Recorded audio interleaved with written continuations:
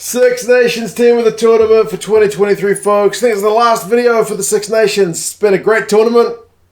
I've been delving into my stats for the last, I don't know how many hours, but a lot of hours to pick a team of the tournament. I mean, some of it's going to be stats-based, folks. Some of it's going to be just my personal opinion. Sometimes you want a guy who's just all flashy, cool stuff, and sometimes you want a guy who's real work rate and grind.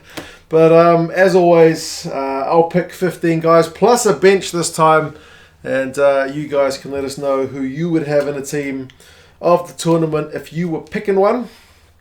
And yeah, we say goodbye to the Six Nations and look forward to the other rugby which comes up later on in the year. Loose head prop. I had a few guys to choose from because there's honestly quite a few standout performers for each of the teams. Alice Genge for England's great. A bunch of carries likewise. Schoolman. Porter's been propping the house down for Ireland, although he did concede a fair few penalties. But the guy I ended up going with was the Frenchman CYRIL BAILLE.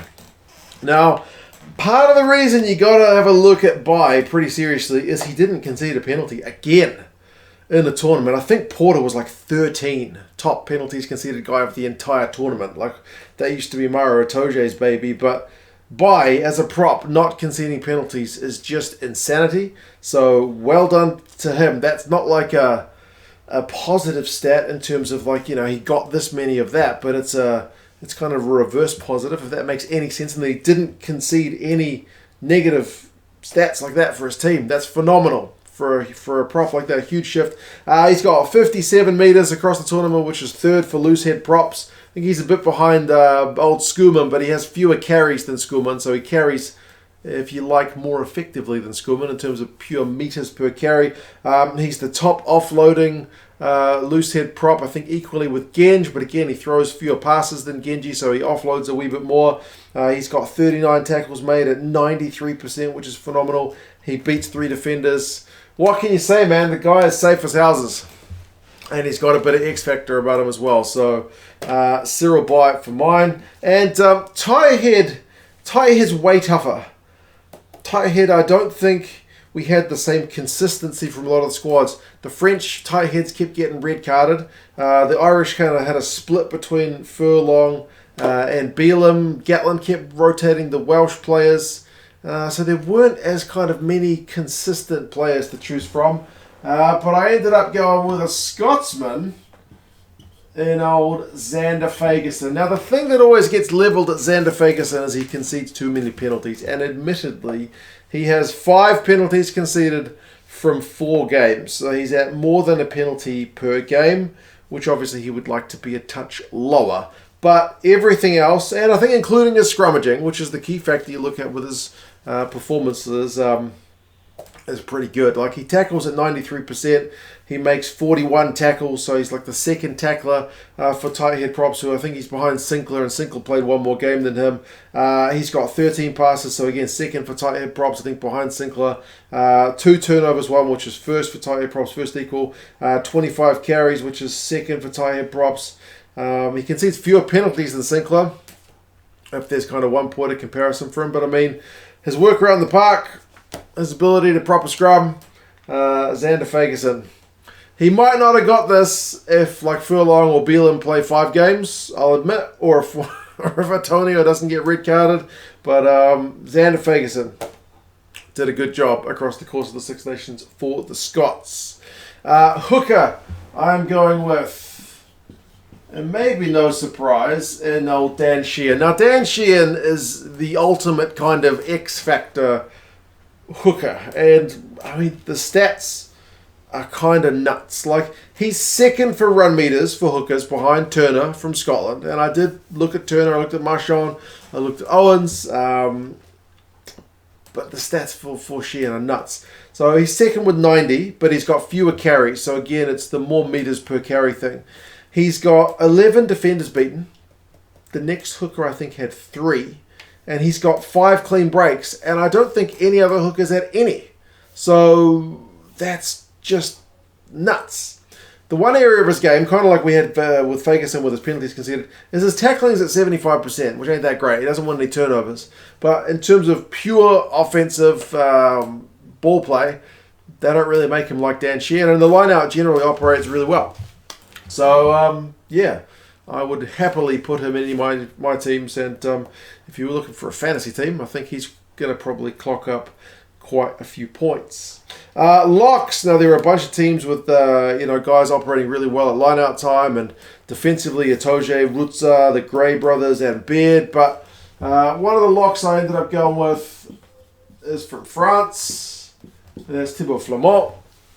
He had an outstanding tournament. He didn't get nominated for Player of the Tournament on the official nominations, which I find a little bit troubling because they nominated, I think, 5 backs and just the 1 forward. But Flamant had a phenomenal tournament. He's the first guy for tackles with 81. The next lock has 66, and he's at 96%.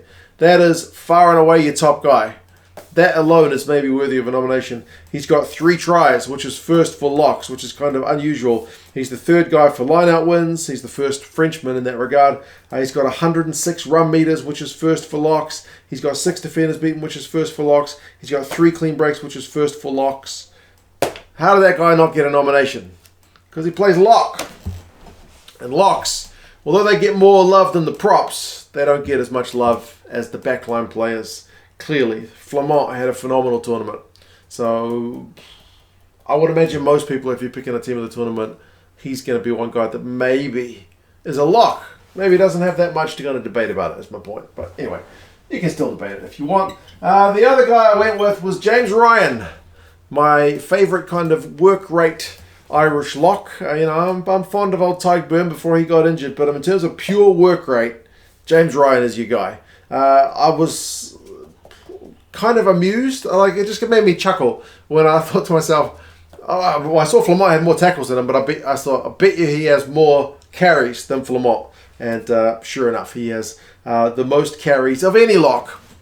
And he's the 2nd guy for tackles for locks. So James Ryan, he loves to run the ball and he loves to hammer people who have the ball. He gets a couple of tries as well. He tackles at 97%, which is phenomenal. 66 tackles across the tournament. And 5 line-out steals. 5 line-out steals. I forget what the next was. Was it like 2 or 3? But yeah, 5 line-out steals. Far and away the most disruptive guy at line-out time in the Six Nations. So there you go. That is your tight 5. The back row was... It's always really competitive in the back row, to be honest. One of the flankers I had to go with was old Charles Ollivon. Now, the French, it's kind of hard to classify them into line side and open side because they just play left and right. But Ollivon, if we chuck him in as a flanker, generic flanker, whichever way you want to put him in, has some just really great all-round numbers. Like, the guy is a real jack of all trades. And he's not that far away. He's very rarely your top guy. He is for some things, but he's always like top 5, top 3. Like, some guys can do some things exceptionally well, but not everything, right? But Ollivon, 2 tries, first for loose forwards. 65 tackles made across the tournament, 4th for loose forwards. 13 lineouts won, 5th for loose forwards. We've got him scoring tries, making tackles, winning lineouts. He's the 5th loose forward for run meters. He wins a lineout steal. He wins 3 turnovers, which I think is 2nd equal for loose forwards. And 21% of his passes are offloads. He loves an offload. I think he's the 2nd offloading loose forward, but certainly the most in terms of the percentage of his passes. 1 in 5 of his passes are offloads. So, yeah, man, the guy just doesn't... what's the weakness in that guy? If he can carry... maybe he doesn't have the same kind of, defenders beat, pure physicality as maybe some of the other guys, but goodness gracious me. The guy can do generally a bit of everything. It's not like he didn't beat defenders. I think he had 5. Some of the top guys were 10 or 8, 9. Yeah, the top guys were all close to 10. So 5 is still pretty solid. Ollivon, good player for France. A kind of pure open side flanker. Maybe no surprises with your incumbent World Player of the Year, Josh van der Fleer. 93% is his tackle percentage, so pretty bloody high. Anyone who's in the 90s is doing exceptionally well, and he's the top open side flanker for the number of tackles he made across the tournament, which was 67, one of the top guys overall. His 3 turnovers won is behind guys. I think he's behind just Jamie Ritchie and he's behind Ben Curry, but just 1 turnover behind them. And I think he's behind KEENAN Doris in terms of, like, if including number 8s as well.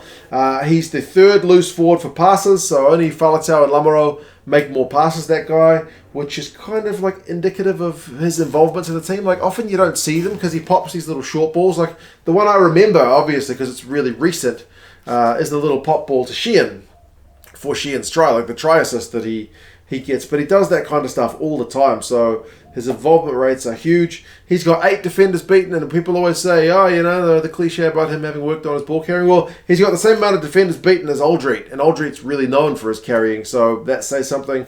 He's got 2 clean breaks, which is first equal for loose forwards. He finishes the tournament with a try of his own, and that try assist I just mentioned, so Josh Van der Fleer. Plus, he can do line-out throwing. Almost didn't mention that. That's not in my stats. He can do line-out throwing. Does a bit of everything. Does our Josh. Number 8, I had to go with another Irishman in old KEENAN Doris. Goodness gracious me, he was almost unplayable at times in this competition. 4 turnovers won. Certainly that is the first among number 8s and among the highest guys of the tournament overall. 174 run meters across the tournament is 3rd for loose forwards, and he's only like 10 meters behind the top 2 guys. So he gets a lot of run meters. He tackles at 88%. He only concedes 2 penalties, despite the fact that he's involved into a bit of everything. He's the first number 8, like top number 8 for terms of like the number of lineouts he wins. He has 7 defenders beaten, which is 1 behind his mate Van der Fleer, 1 behind Aldrit. So it's not much between the 2 of them. He finishes the tournament with a try and a try assist. Doris, I mean, again, kind of like OLLIVON, is just a guy who just does everything. As a coach, you would have to love a player who's just got that kind of insane work rate. So that's your forward pack. I mean, there's a lot of Frenchmen and Irishmen on that board, and I guess that showed in the results. But yeah, we'll see how we go with the rest. We'll get into the backs. We will go with Antoine DUPONT, and I picked him in literally every Team of the Week video. And I knew his stats would be crazy. And I think just how much he does more, and I've seen some people say he played quiet.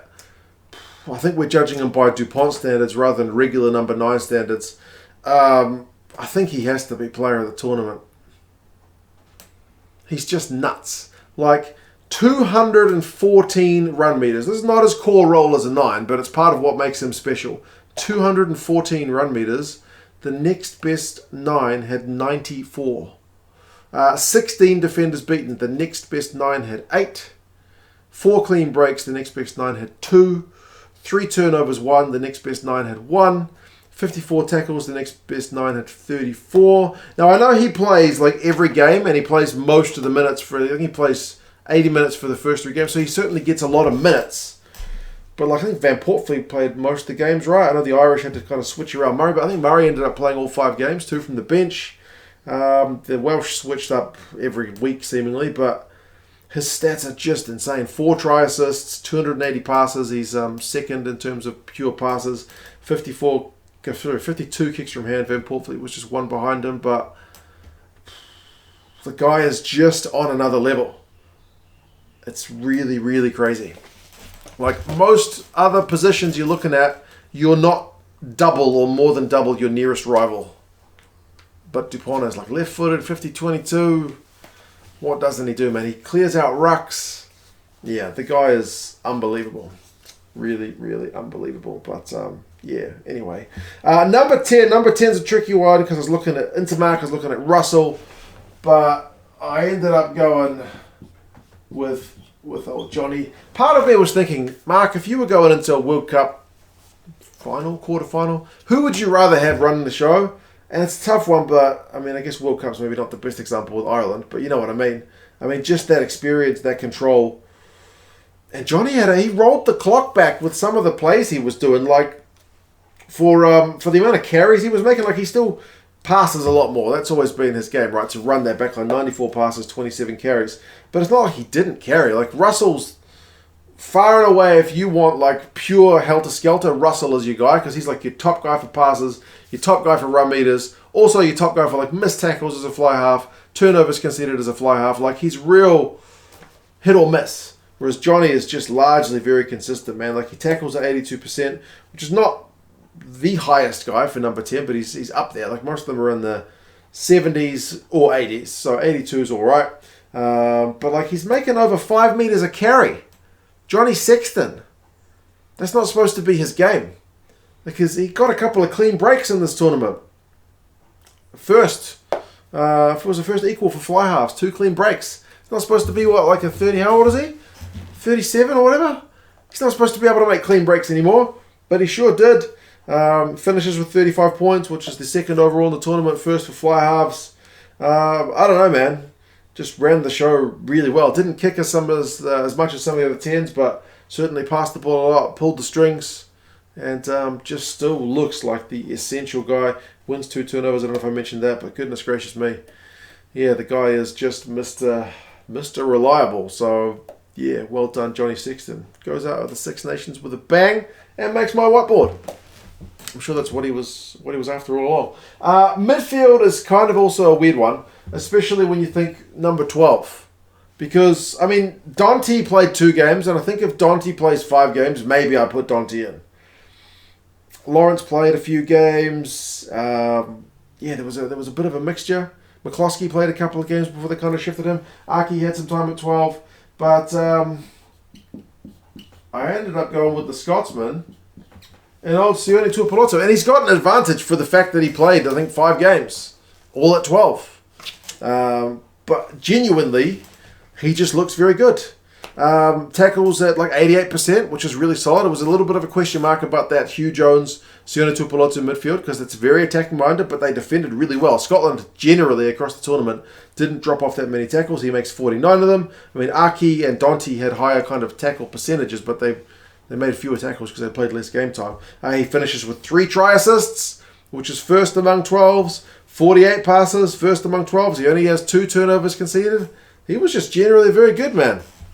Like I said, it's a weird one, and there's so many other teams, like Joe Hawkins played for Wales, Menoncello played a bit for Italy, but there was a bit of chopping and changing among some of the other teams, which maybe helps my man Sione's chances here. But overall, even if someone had played 5 games, he would have given them a good run for their money. So, yeah, SIONE TUIPULOTU. They're at 12 and 13, for me, was pretty much a 2-horse race. It was Fiku or Jones. Do you go with Jones's attack, or do you go with Fiku's defense? I went with Fiku. If you went with Jones, I would not blame you at all. I genuinely think it's a bit of a coin toss. Like, Gael Fiku's defense, it's not as sexy, but 67 tackles across the tournament is the same as Josh van der Fleer. And he's at 96%. He's the 3rd equal overall tackler for the competition and the top back by quite some way. DuPont was the next back with like 54, so 67 is a phenomenal effort. And I have seen a few comments online, wow, but he doesn't attack. Doesn't attack my backside. 18 defenders beaten is more than any other midfielder. That's more than Hugh Jones. Hugh Jones had 15. He can certainly attack, and he's often a key man right before France open up a bit of space and score a try. You'll often find a Gael Fiku carry. Second for run meters at 13 behind Hugh Jones, although quite a way behind Hugh Jones, but Fiku is still second. Second for passes, for outside centres. He passed a lot more than Hugh Jones. He had like 40-odd passes. Brex had a crazy amount for Italy. But yeah, Hugh Jones was like in the 20s. So Fiku's link-up play is absolutely unbelievable. Jones had 25. There you go, I've written it down. So, but either way, they're both good choices. They both had outstanding tournaments, but for mine this time I went with Fiku. Maybe Fiku's like a sensible choice because he's got maybe more all-round. I don't know. But left wing, I kind of went with maybe less sensible. I went with DUHAN van der Merwe. You could argue that James Lowe is maybe a more sensible choice, maybe even Dumortier from France. But pure like attacking madness, DUHAN van der Merwe is unbelievable. Like 35 defenders beaten is far and away more than anybody else this tournament. And people will say, you know, he can't do it against all the big teams. He only bullies around the little teams. Maybe you're right. But the next best left winger was Dumortier with like 21. And I think the next best overall was Penno with 25. So 35 is by miles the top guy. He's the second left winger for run meters, for clean breaks with 8 and 364 respectively. He is behind James Lowe with both of those. But he doesn't drop the ball as much as James Lowe. He's only got 3 turnovers conceded across the tournament. James Lowe had like 9, Rio Dyer had 7, so he finishes with 3 tries, 2 try assists. He doesn't pass the ball as much as a lot of the other guys. I will give him that. Like maybe that's why he doesn't have turnovers conceded, because he doesn't pass. I think he passed like 10 times, which was really low compared to most of the other guys. Lower than James Lowe, that is for sure. But still, pure attacking weapon, man. What can I say? 35 defenders beaten is a heck of a stat. Right wing, I kind of flipped it on its head. Because maybe there's like a pure attacking option.